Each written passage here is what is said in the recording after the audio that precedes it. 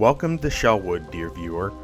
We are here today to showcase one of the cooler abilities in Hollow Knight Silksong, the Silk Soar. An ability that apparently works very odd when used on the bell in these rooms. Very interesting. Yes, the Silk Soar is an ability that can only be gotten in Act 3 without the use of glitches in Silksong. And pretty much everyone uses it to just get to a lot of the rooms that are impossible to reach without it. I don't know if it's commonly used for movement other than when it's specifically required. And realistically, outside of that, just movement is what it seems to be made for first and foremost. But in case you didn't know, movement is not all that it is good for. You throw your needle up when you do the Silk Soar. So in fact, if you use Silk Soar perfectly underneath an enemy, you can hit and kill them with it. Yes, Silk Soar is a damaging move, something I had absolutely no idea about until someone on my Discord mentioned it. And it seems like almost no one else has any idea about that either, because if you go look at any wiki or any online information for how much damage Silk Soar does, no one has any information for you. I can see from what happened earlier and here that my max upgraded needle does kill these enemies in Act 3 quick enough, but these are some very weak enemies to be fair, so that's not much of a statement.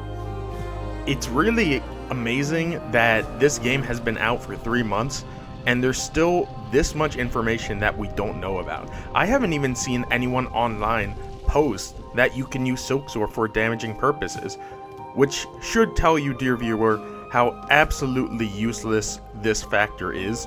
There is essentially no enemy or bosses in this entire game for whom using the Silk Soar is better than just hitting them with your needle. So I wanted to figure out, like I did with the Needle Phial, if I could kill any boss with Silk Soar. And who is a boss that you can keep alive all the way into Act 3? Sister Splinter. You can skip her in Act 1 and 2, using a skip I have shown off myself many times. So I figured, why not set up my run perfectly to beat her with Silk Soar only? I wanted to use the Plasmium Phial and Architect Crest for the Plasmium Overdose. I have Weave Light, I have the Druid Eyes, you know, standard defensive abilities. There's not really any way to raise my attack with this weapon without the Barbed Bracelet, so this is all I got. Alright, let's see if we can beat her with the Silk Soar only, and if you enjoy these kind of challenge runs, please subscribe to Kilroy Was Here. I'd be happy to see you. Alright, so this is my first ever attempt trying to beat Sister Splinter. I don't imagine it to be too hard. She is an Act 1 boss, and this is Act 3. Although Silk Soar only means I can't break those splinter vines she brings down, which may be problematic for a fight like this. Please ignore the claw line. I did not mean to invalidate my whole run.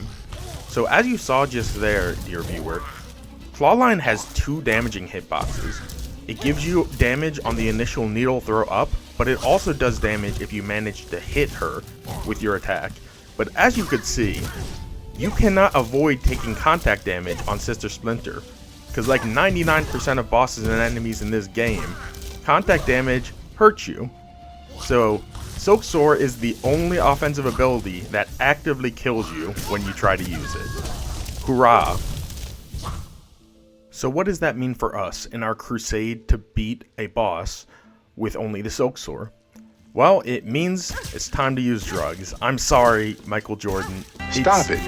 It was a necessary evil for Hornet to inject this much plasmium into herself. We need it to prove to people on the internet that you can use a very niche and terrible combat ability to actually beat something in this game, okay? I'm glad we can all understand it's for a good purpose, a good cause. Now, I say that this is for a good cause as if I'm going to win immediately upon doing this. And the big spoiler alert here is that I 100% do not win upon activating this plasmium regeneration. So, this fight is not easy. This fight is so much easier if you play the game normally. Surprise, surprise. And the biggest damning parts of this whole fight, when you can't attack things in front of you, are being forced to leave thorned vines on the ground. and allowing Sister Splinter to continuously spawn them means she is the only one that can break them off the field. Now, it's very good that she can break them at all. If she can't break them, then this entire run is impossible. That taunt also probably invalidated the run, but I just wanted to see if taunting would increase the damage of Silk Soar. Results? Inconclusive. I have no idea what that did. But worse than those little spikes on the ground are these enemies, because try as I may, I could not find a single way to kill these enemies with Silk Soar. They have to be directly above you to be hit by Silk Soar, and fortunately for me, Sister Splinter can kill them with some of her attacks. So if you want to do this run on your own, you absolutely have to goad Sister Splinter into killing those enemies, and before she's able to do so, you have to dodge them as well as possible. As you can see, complete failure trying to damage these enemies at all, and they kind of go down to where you are, so it's hard to dodge them when using Silk Soar. And this is why this fight is not easy even with the Plasmium Overdose, because every time you get hit, you have reset your entire regeneration counter. And you can heal, technically, you heal for 1 mask when you are overdosed. So most of the healing, that you can do is just something you have to be entirely patient for. You got a small taste of Sister Splinter with Silk Soar in the previous section. However, what I'm about to show you is probably the best attempt that you will see when trying to run a build this way. And that may spoil the future of this video, because it does mean I change things up before I manage to beat her. But I wouldn't be making a video if I could not beat a boss using Silk Soar, so don't worry about that. Now, the best things to focus on when trying to do this fight this way. Silk Soar has the 2 hitboxes. It has the initial needle hitbox, and it has your body going up to hit her. However, it is only your body going up to hit her that causes the self-damage, because obviously the contact damage comes from it. If you manage to fire off Silk Soar in the right location and the right time, you can hit Sister Splinter and not get hit by her body running into you. Now, this is really luck in most cases, because Sister Splinter moves very erratically. You can't predict her side-to-side movement when she is up on the ceiling. So you kind of just gotta shoot and pray that you're not getting hit. What you have a lot more control over are your dodges and kiting her to attack the enemies and the bark. So you got to get good at positioning her arms to slam down against the enemies and slam down against the barriers that would normally kind of overtake the entire arena after a while. And if you attack her frequently enough, her stagger bar will continue to go up until she falls down, at which point you can do nothing but look, because you can't attack in front of you with the Silk Soar. Incredible. But by the time that she has transitioned into the enemy summoning phase, this is a time when you really have to focus on your HP regeneration and dealing with threats as soon as they come.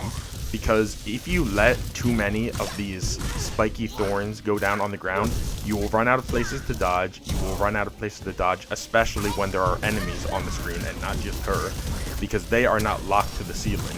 They will be able to fly everywhere, and if you can't dodge them because there's some spikes in your way, then you're not going to be gaining HP. And gaining HP is crucially important, because when you run a build based entirely on Plasmium regeneration, you are not able to give yourself big bursts of healing at all, which is really the main problem with this kind of build.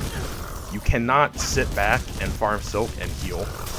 And this is my best attempt, because it got to this 3rd phase, which is awful, because you can no longer attack these things to the side of you, and she will summon 6 at once. So it is rough.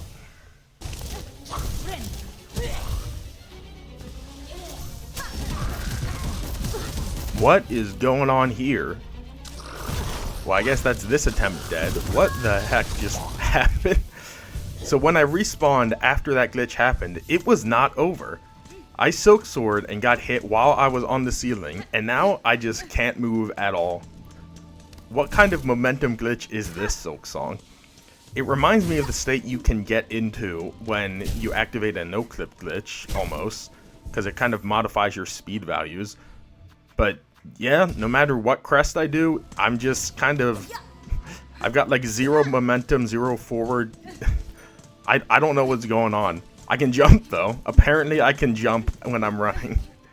And how like stop myself in the middle of a loading zone. This has nothing to do with this video. This legitimately just popped up when I was farming runs.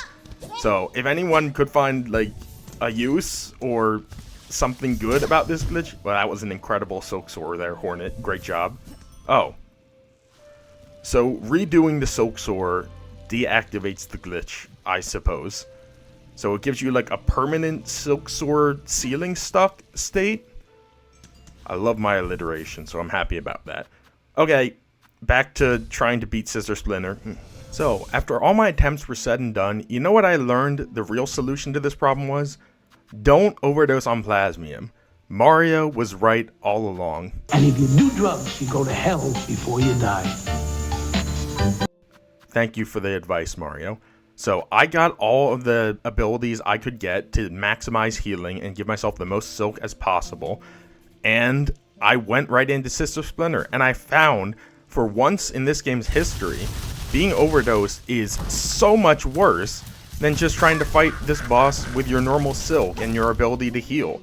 And that is because there is a massive difference between healing 4 masks at the press of a button and having to wait like 50 seconds to regenerate those 4 masks in a fight like this, where enemy spawning and this kind of thorn spawning makes it so that every second you could be getting hit. So having the ability to get health back, even though it's not infinite anymore, is still way better. And, in case you didn't notice, dear viewer, you get 2 silk from using 1 Silk Soar, because you get silk upon hitting her with your body and your needle. So I can actually gain silk to heal if I play my cards well enough. And when I have stuff like Druid Eyes, that also is a great source of silk. So you can get off a lot of heals in this fight. And when you've got Multi-Binder, your max Silk Spool, and your max masks, this becomes so much better of a strategy. Now I will spoil it and say this attempt did not win, but this was my first attempt trying this whole loadout. And I won on my second attempt. So let me just cut to that. Welcome everyone to the defeat of Sister Splinter using only Silk Soar and a lot of healing and a lot of defensive equipment and the Plasmium Phial, because I have decided drugs are good if taken in moderation. I can't really find an appropriate PSA for that, because none of those war on drug PSAs really said drugs are good in moderation, so you'll just have to take my word for it. I don't have anyone backing me.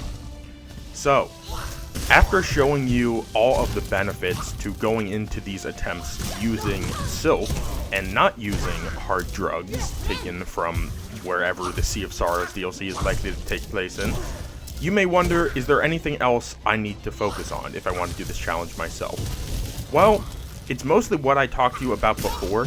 You want to get Sister Splinter to destroy her barks, her thorns, in every given situation possible. You want to get good at dodging these attacks, which is normally done by waiting till they attack and jumping over them. If you try and like run past them or jump past them, they are very good at changing their attack patterns to hit you right when you weren't expecting them to go in a certain direction. So it's normally best to let those enemies start attacking first before you dodge them. Other than that, you cannot let things get too out of control. If you do, even when you have the ability to heal 4 masks at once, everything can become unrecoverable. Especially because your healing can be interrupted. And that's my other piece of advice for you. Don't get interrupted. You can get hit. Getting hit is kind of a requirement, given you're always going to be hurt when you fly into Sister Splinter. Just don't get hit mid-healing. Losing 1 bar of silk in this kind of run is devastating. It's basically a reset if you... I mean, it's the loss of 4 masks, and that's just a lot to lose when your mask count is limited. Other than that, the first phase is entirely a cakewalk. Sister Splinter is not hard at all until the enemies come in. Once the enemies come in, you want to take your time between attacking and keeping things reasonable so you can keep attacking. The reason, other than just because you don't want to take damage, that you want to keep the area clear is so you can get attacks off. The Silk Soar as an attack takes a long time to happen. Now, you want to make sure once you get to phase 3, I think phase 3 is easier than phase 2, because Sister Splinter seems to spend less time summoning enemies. She'll spend more time putting up these thorns. However, you can run into them and take 1 mask of damage to avoid her giant 2 mask hits. That gives you a lot more silk overall, and when you get hits while you have the Druid Eyes on, 1 hit is far more efficient in generating silk than taking a 2 mask hit, which does not give you any more silk. So, take good damage whenever possible. If you're going to take unavoidable damage, make sure that the damage is 1, if possible. Other than that, when you get to low HP, make sure you're never in a situation where you're getting one-shot by a 2 damage attack if you can avoid it. If you have 2 masks left, put 1 Lifeblood mask in there. If you have 1, put 2. And if you don't have enough to do that, pray. But as you can see, by the fact that she started phase 3 a bit ago, you are close to the end of the fight. Phase 3 is around 140 HP, and Sister Splinter's total HP is 310, which means you are at the last half, and far less than that once you start actually hitting her. And speaking of damage numbers, you're going to learn that I put in some research after winning this attempt, because as I said previously, there is 0 data I can find online about how much damage Silk Soar does. And not only did I learn that I have to calculate how much damage Silk Soar's needle does, I also have to learn how much damage flinging Hornet's body into Sister Splinter does. And I can't get those exact numbers without looking into code, because there's no way to tell how much damage each individual part of the attack is doing. If I look in the code and see that she lost 30 HP from an attack, who's to say whether that was 15 and 15 or some other combination of numbers? But before even getting into that, let's say a big round of applause to Hornet for beating a boss using a movement ability. It was an easy boss. It was a boss from Act 1, and yet it was still a challenge that we succeeded in. So, hey, if anyone wants to try to beat a different boss in Silksong using Silk Soar only, I'd love to see your process. Sister Splinter seems almost made for it, and I have a max needle and basically every tool I could ever want. So let's just say it will be probably hard to beat any other bosses available in Act 3 with this strategy. But let's get into numbers real quick. In that boss attempt, I hit Sister Splinter with 28 hits from the needle and 15 hits by Hornet's body, which always appeared to deal damage. So, Sister Splinter's max health is 310 HP. However, with max nail damage, every nail strike does half damage because of the unique damage modifier against her. A max nail strike does 21 damage, so assuming the needle hits from Silk Soar do 21 damage, they do 294 damage to her. And if our body shots do 1 damage each, they do 15 damage to her. So 28 needle hits plus 15 body hits at that rate does 309 damage, 1 damage lower than her max HP. So body hits may not do 1, they may do 2, but it appears to me the needle hit does your needle's damage, and your body hit does a minuscule amount of damage. That is Kilroy Was Here's Research Hour done. Have a good day, everyone.